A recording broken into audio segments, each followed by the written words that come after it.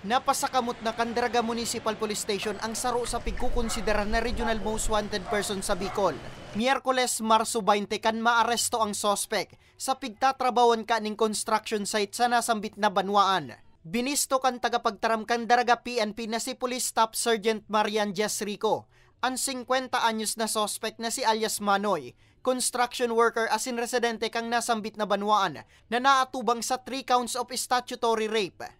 Na pag-aramanta na yaw sa iyang pigtatrabawan. Kaya po, nung nagkaigwang pagkakataon ng satuyang mga operatiba, tulos na po na pig-implementar na ang warrant of arrest laban sa iya. Nobyembre kang nakalis na taon kang lugusan kan sospek ang minor de edad kaning biktima na sa iya man sa ng kabarangay. Ngunya na taon, kan magkaigwa maning kusog ning buot ang biktima na magsumbong sa otoridad. Araman din ang sa indang site kung sinda ay may kaaraman o wara. Kaya mas maray na magboluntaryong sumuko man sinda sa tuya. Para dahil na po kung ano man ang mangyari. Kasi sa kadaklan po, iba't ibang law enforcement agency ang nag-ooperate kaya.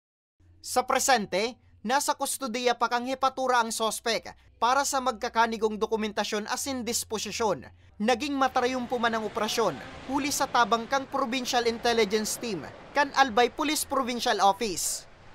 Para sa mga baretang tatak Bicol, Nomer Corporal